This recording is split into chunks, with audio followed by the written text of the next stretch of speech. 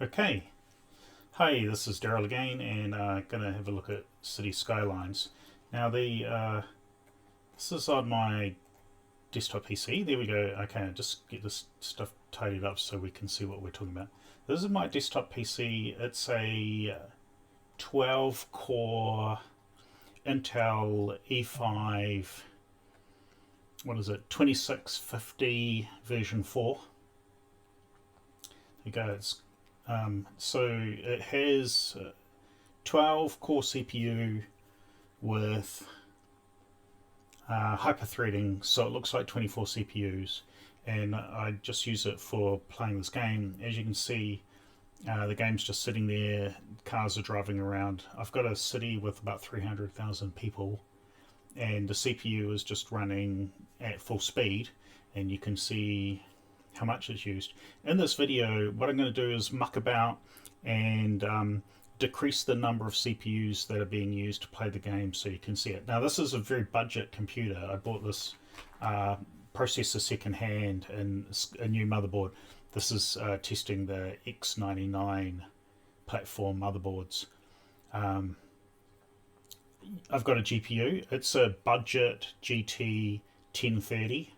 So it's a GeForce. It's a cheap thing. I bought it for about $170, but they're actually, so New Zealand dollars, they're more expensive now. So what would that be? 120 US dollars. But in my market, they actually cost more now than when I bought it because there just seems to be such a shortage of GPUs. Anyway, what does the gameplay look like? So I've got all the settings sort of set to maximum, and down here is it animates at 15 frames per second. Now, I think this is acceptable for this game because it's not a first person shooter. This is a construction game. You move around and build cities. So I've got all of the stuff here running, so you can see the CPU core temperatures and the each thread. You can see what its percentage usage is, and it seems to be reporting that it's running at 2494 megahertz. Even though I think that in the system over here, yeah, did just say 2449. Okay, that's fine. Did I say 94 before? It doesn't matter what I said before. Anyway, the point is what does the game look like, and how does it go on this many cores? Now, you might notice that this is called Auckland because this is actually a simulation of Auckland. So this was kind of a map of Auckland. You've got the North Shore over here. This place is called Northcote. This place is called Devonport. Um, this is the Auckland CBD. This is where the office buildings are. And there's ports and harbours down here. Got cruise liner terminal down there. This is actually basically a copy of what Auckland looks like, although I've added a metro to it and some other stuff, so nothing like Auckland. But the motorways and mountains and things like that are in the right place. I use this as a very giant map.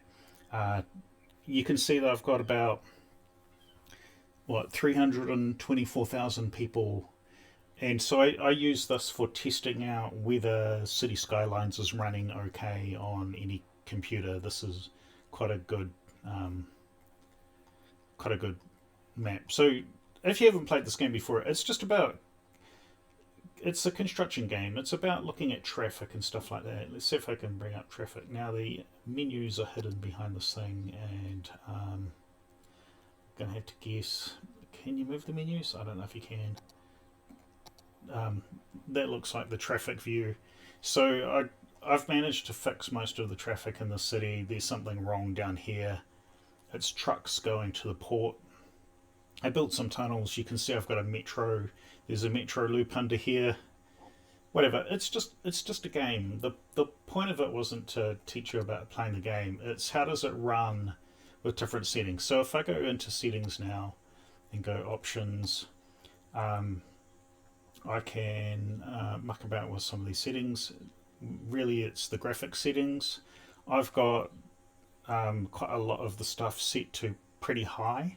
So if we set this to just high, texture detail, set that to medium. Might be able to get a little bit more, what do you call it, a little bit more frames per second. So we'll just apply that, and hopefully that should work. There you go, downgraded the graphics a little bit. Does it make any difference to the frame rate? No, it doesn't make any difference to the frame rate. Don't really know why. You'd think that if you reduce the detail settings, the frame rate would get better. So, well, what else can we do to improve the frame rate? One thing I do tend to notice is that the second CPU core gets a lot of loading, and so if you go into here, you can go into cities, right mouse button click cities, and go set affinity. Where are we? Set affinity, and you can make it not use that CPU core. Go OK. Now when we look back at performance, now we'll see that this CPU core is no longer being used. It probably just moves the busyness to another CPU core. Now you can see CPU 0 is now busier. But now did it make any difference to the CPU speed? It might be running a little bit slower now than it was before. So we'll just have a look at the game again. Has it made any difference to the frame rate? Not really. Got 17 or 19 or 18. I think that's a little bit better than it was before. So by getting rid of the loading off the busy core, did that make any difference? No significant important difference. Okay, well, what happens if we run it? Because people are curious about whether this game really uses multi-cores very well or not. So if we go into the game now, you can see that there's quite a lot of stuff spread over the whole thing. And one of my curious options was to go into here and set the affinity again. And so the affinity is what cores does a program use. So I'm changing what processors cities is allowed to run on. And I'm going to do a thing where I disable all the even numbered CPUs. Because it's a hyper-threaded computer, it doesn't really have this many CPUs, but it has 2 queues per core. And so if we disable every other queue for every other core, maybe that will make some difference to the speed of the gameplay. So we'll do that. And now go back to we'll have a look at the performance. So now when you look at the graphs, it should turn out that every other core will start to have a low amount of usage, and every other core will have a high amount of usage. So you can see something's happening to the shapes of the graphs. You can see that see these ones here, they've all gone down to a very low usage. These ones have gone to a low usage, and these ones have gone to high usage. So low, high, low, high, low, high. So now the game is just running on every other core. Does it make a difference to the gameplay? Well, interestingly, did that not just say 20 frames per second? Have a look at this number here. 20 frames per second. It doesn't make much difference to the gameplay, but what I feel is that maybe the scrolling is slightly lumpier. If you look at the GPU now, the GPU loading has gone up to 100%. So there's something happening. I don't know if it's offloaded tasks that were being run on the CPU down to over to the GPU. I don't understand why that would be. I have a computer science degree, and I don't understand what it's doing, but I haven't looked into it before. Another curiosity is if you look at this column here, this is the percentages of each CPU that's being used, and so what you should see is every other one should be high and low, high and low, high and low, like it was on our graph. But it's not really particularly the case. They just seem to be all over the place. Is the CPU running any faster? I saw it's at 2.3, 2.4 something gigahertz there. what I was curious about is sometimes if you reduce the number of cores that it's using, does it make them go faster? Because this CPU is capable of running at 2.8 gigahertz per core. If not that many cores are being used, you know, when you're doing the speed step thing, I don't know what they call it. Speed step's got a new name now. Whatever speed step's called these days. Turbo boost, I think that's what it's called. It should speed up. It should speed up the cores that are being used the most if the other ones are not being used that much. But because I set the affinity to every other thread, I think that should mean that it's set it to every other core. So there's still every core is still being used, but only one queue for the game per thread. So another way to do it is to change the affinity. So if I go back into details and we'll change the affinity again, set affinity, I'm going to turn everything on, and then I'm going to take out a couple of the cores. So I'll take off the first core and the last core. So instead of running on 12 cores, we'll now be just running on 10 cores. Go OK. Has this made any difference to the rate at which the game's going? Well, it seems to be running at 22 frames per second now. When you scroll around, it comes back 15, 16. It makes very little difference. I think that's interesting. So you can see that the graphs are changing in a way now to be much more even amount of use per core. The CPU speed still seems to be running at the same kind of speeds, 2.3 gigahertz, something like that. Well, what happens if we reduce the cores even further?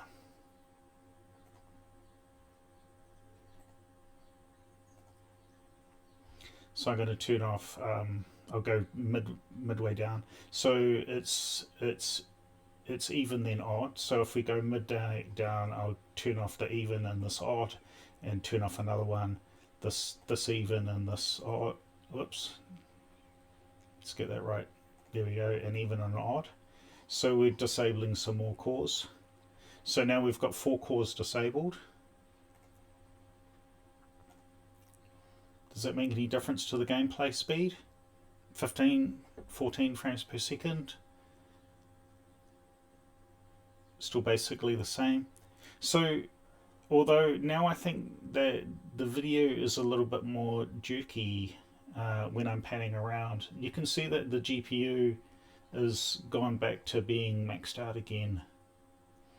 The overall CPU usage barely seems to be any different. The speed of the CPU is still running at about 2.5 gigahertz. Well, what happens if we shut down more cores? Or not shutting down cores, but just removing the game from playing on those cores. So I'll get rid of this even and this odd, and this even and this odd. So let's say I've got, we'll turn that one off and turn this one on. So now we've got every other core being used. So what does that look like now?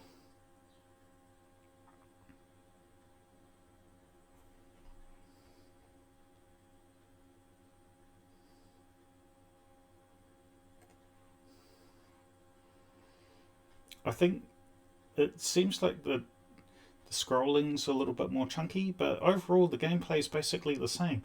So what does this mean? If I've got a 12 core CPU and I've disabled a lot of the cores and the gameplay speed hasn't really changed at all, what does that mean for how many cores are optimal to play City Skylines?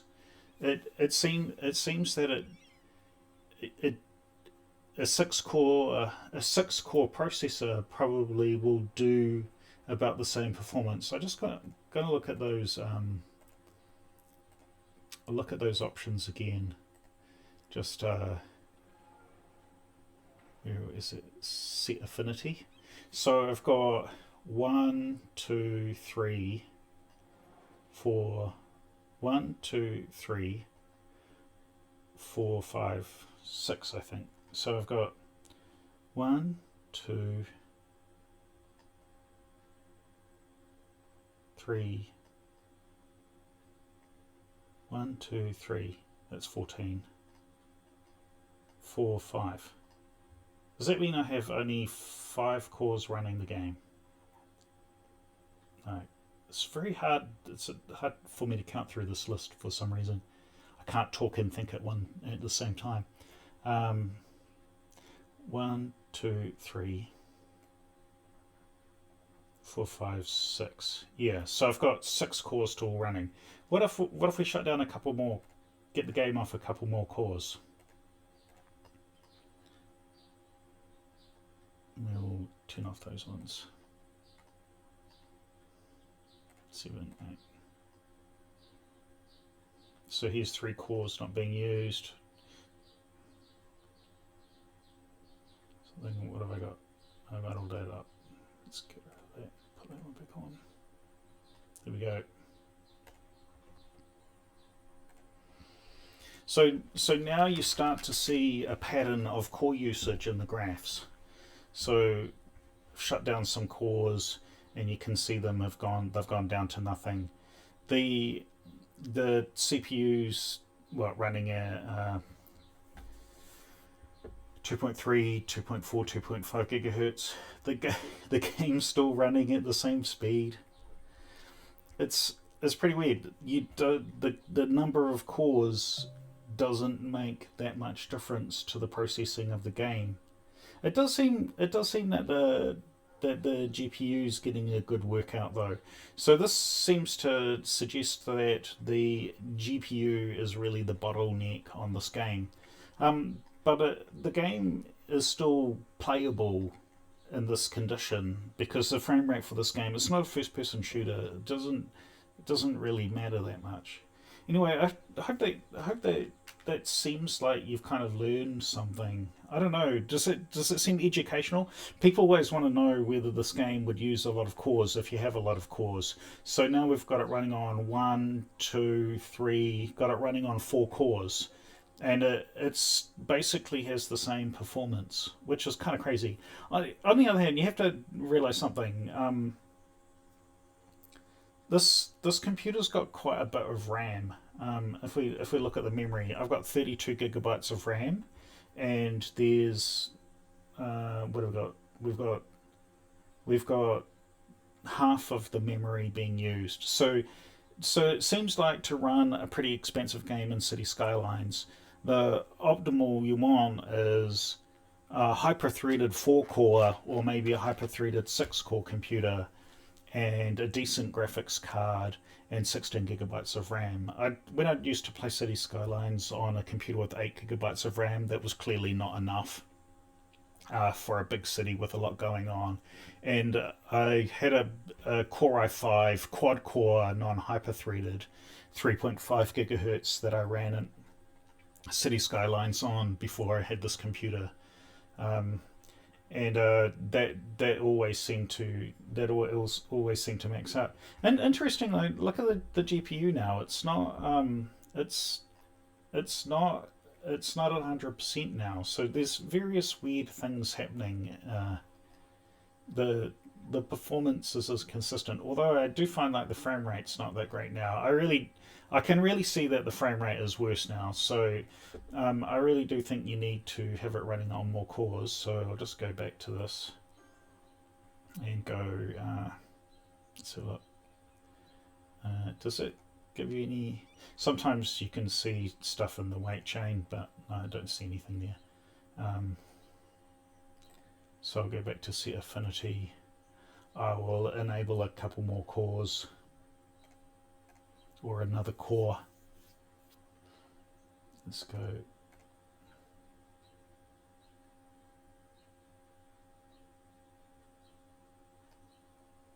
I've done something weird with that. That'd be better like that.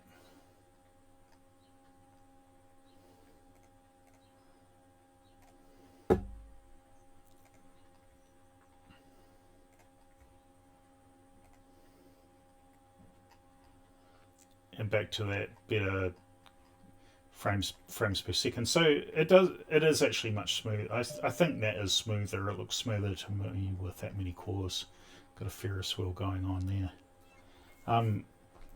So it does seem to be running smoother with more cores enabled. So if we have a look at it now, we've got 1, 2, 3, 4, 5, 6 cores running. The game seems smoother. So I'm going to go with it's probably more optimal for 6 cores. So if I was going to buy a new CPU, I was uncertain whether I bought the right CPU with this X99 motherboard. X99 motherboards are very cheap Chinese-made motherboards. I've made another video about it. But I bought it on Aliexpress very cheaply and bought a used Xeon E5 Vision 4 processor. And it turns out that I think the E5 Version 3 processors are a better choice because they're a little bit cheaper.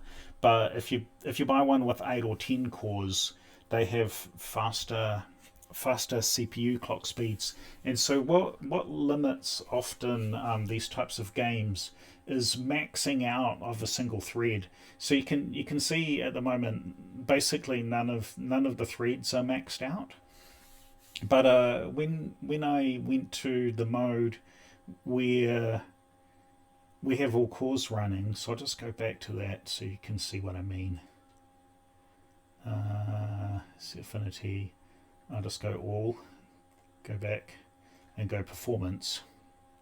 So if we just let the game roll in the background and you see what happens with the performance, I think what happens is with all the cores going, the overall clock speed might actually be lower, which means that you get bottlenecked on the core that's got the most going on.